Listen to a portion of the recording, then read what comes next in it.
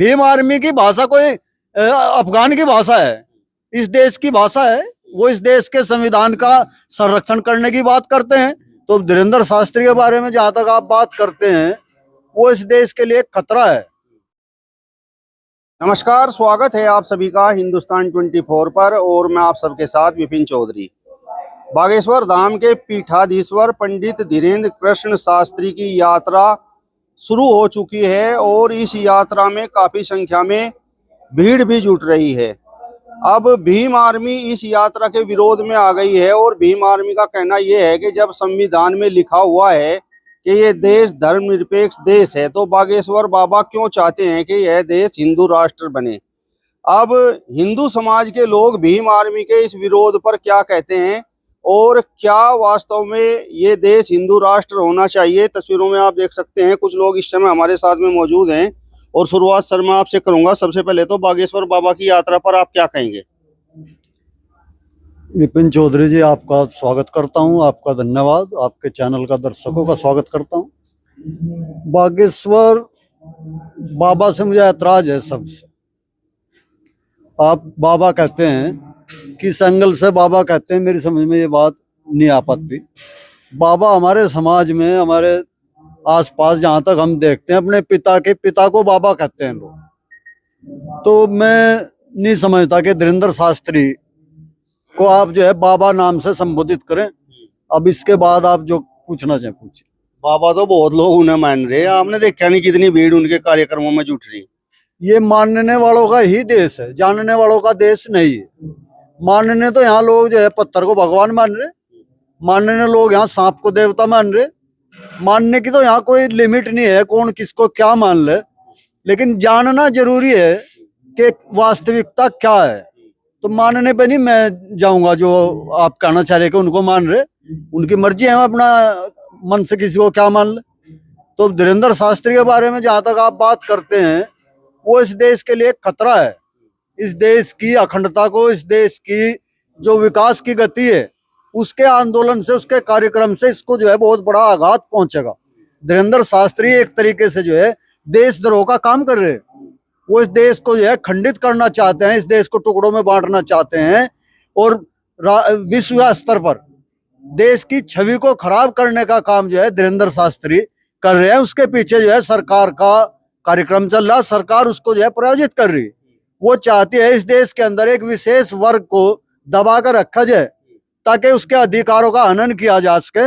और जो लोग आप हिंदू के नाम पे जिनको भ्रमित कर रहे, वो लोग भी आज इस चीज को समझ चुके हैं। वो भी जान चुके हैं कि ये जो कार्यक्रम है धार्मिक कार्यक्रम नहीं है, देश को हिंदू राष्ट्र बनाने का कार्यक्रम नहीं है।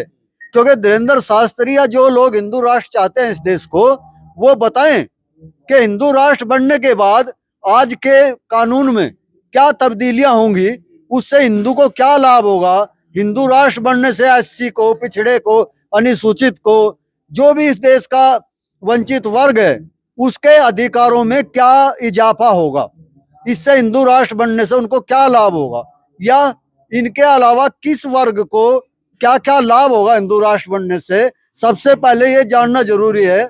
कोई भी इस देश के अंदर अगर हिंदू राष्ट्र की बात करता है तो उसे पहले ये पूछना चाहिए कि आज मेरे जो अधिकार हैं उनमें क्या क्या बदलाव आएगा। मुझे कोई गुलाम बनाएगा, मुझे कोई आजाद करेगा, मेरा आर्थिक स्तर सुधरेगा, मुझे क्या मिलेगा हिंदू राष्ट्र बनने से। और इस पर जानने के बाद तब अपनी प्रतिक्रिया दें, तब इसको समर्थन दें या इसका विरोध करें। जिन लोगों को आप दबाने की बात कर रहे हैं, तो वो लोग तो उस यात्रा में शामिल हैं, लेकिन विरोध तो आप जैसे हिंदू कर रहे हैं। नहीं, मैं भारत का नागरिक होने के नाते बात कर रहा। मैं इससे क्या फर्क पड़ रहा, मैं हिंदू हूँ, मुसलमान हूँ या ईसाई हूँ, जैन हूँ। संविधान के मुताबिक हिंदू या कोई धर्म विशेष का होने से आपको कोई अलग से सुविधा नहीं प्रोवाइड हो रही। क्या मिल रहा आपको अलग सुविधा? नागरिक होने के नाते अनुसूचियां बनाई गई हैं बाबा साहब अम्बेडकर के द्वारा संविधान में नागरिकों को, कि इसके जो कैटेगरियां हैं उनके आधार पर आरक्षण व्यवस्था है, ना कि धर्म और किसी अन्य तरीके से संप्रदाय के आधार पर। तो मेरा तो ये कहना है। आप तो भीम आर्मी की भाषा बोल रहे हैं। नहीं, अगर भीम आर्मी इस देश के संविधान की भाषा बोलती है तो क्या आपत्ति है मुझे भी भीम आर्मी की भाषा बोलने में? भीम आर्मी की भाषा कोई अफगान की भाषा है, इस देश की भाषा है। वो इस देश के संविधान का संरक्षण करने की बात करते हैं, दबे कुचले समाजों की, पिछड़े समाजों की, उनकी वकालत करते हैं।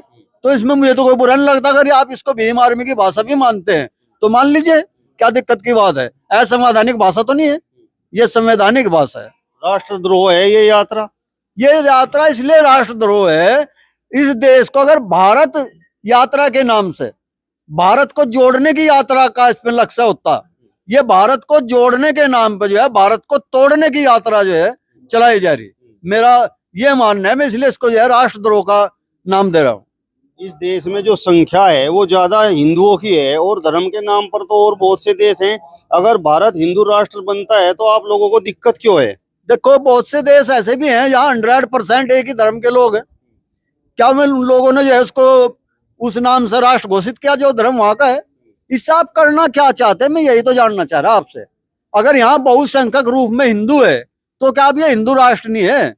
अगर यहाँ की जनसंख्या 80%, 75% या 90% बहुसंख्यक हिंदू है तो उसे हिंदू राष्ट्र बनाने से क्या तब्दीली होगी, मैं यही तो पूछना चाह रहा।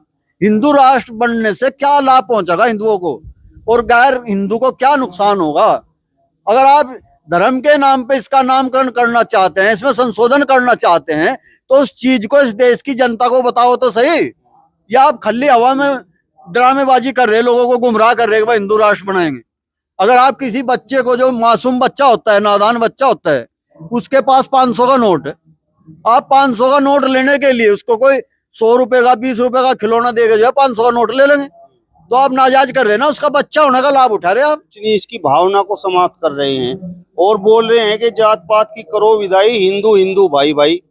जात पात के और धर्म की भी विदाई कर दो, नागरिकता के आधार पर जोड़ो इस देश को। आपको अच्छा नहीं लगता अगर इस देश में नागरिकता के नाम पर लोगों को जोड़ा जाए, लोगों को उनके मौलिक अधिकारों को देने के बारे में जोड़ा जाए, शिक्षा के बारे में जोड़ा जाए, स्वास्थ्य के बारे में उनसे बात करी जाए।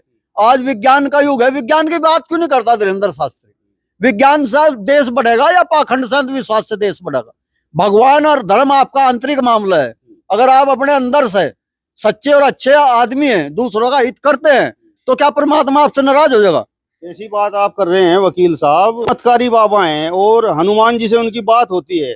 अभी दिल्ली का बम कांड होगा, धीरेन्द्र शास्त्री यही था, तो उस चमत्कारी ने उस चमत्कार से पहले क्यों नहीं बता दिया भाई ये साजिश चल रही देश के अंदर? वो तो एहसान मानो उन लोगों का जिन्हें बम धमाका करा, कि उन्होंने छोटे रूप में करा। अगर मैं चाहते पूरी दिल्ली खत्म कर सकते थे, धीरेन्द्र शास्त्री यही नहीं था। कल हो सकता है कोई बड़ा आतंकी संगठन ऐसी साजिश रच दे कि इस देश की सरकार तो जो है भगवा लहराने में लगी रहेगी, लोगों को धार्मिक यात्राएं कराती रहेगी, यहाँ देश के अंदर आतंकवादी जो है भस्माभूत कर देंगे इस देश को।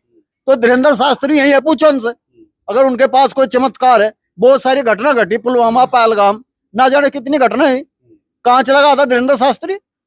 अगर उसका पास चमत्कार है, इस देश की हिफाजत के लिए चमत्कार करे, इस देश की वैज्ञानिक टेक्नोलॉजी को विकसित करे, उसके पास चमत्कार है, तो चीन और देश, दूसरे जो देश दबाव बनाए हैं देश के ऊपर, अमेरिका वगैरह, अपने चमत्कार से उनको नियंत्रित करे, जिससे देश का भला होगा, उसमें हिंदुओं का भी भला होगा। क्या आप ये समझते हैं कि इस देश से अलग हिंदू का भला हो जाएगा कोई? आप हिंदू नहीं हो क्या? अरे भाई, मैं इस देश का नागरिक हूँ, इससे क्या फर्क पड़ रहा है मैं हिंदू हूँ या नहीं हूँ? हिंदू होना जरूरी है क्या आदमी के लिए, या धार्मिक होना जरूरी है क्या? इस देश के अंदर में ये बात करने में भी कोई दिक्कत नहीं मानता।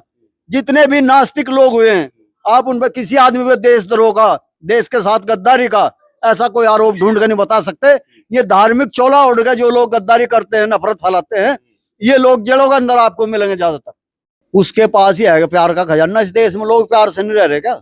ये देश आज ही आया गया धीरेन्द्र शास्त्री के साथ साथ। यहाँ तो में लोग रहे हैं जिन्हें हिंदू मुस्लिम के नाम पर, देश के नाम पर अपनी गर्दनें कटवा दी, अपने बच्चों को कुर्बान कर दिया इस देश के नाम पे। इस देश के नाम पे लोगों ने अपनी संपत्तियों को दे दिया। प्यार बांटने का लाइसेंस किसने दिया धीरेन्द्र शास्त्री को? कौन सा प्यार बांट रहा हो? वो पाखंड बांट रहा है। पाखंड को प्यार नहीं आप कह सकते।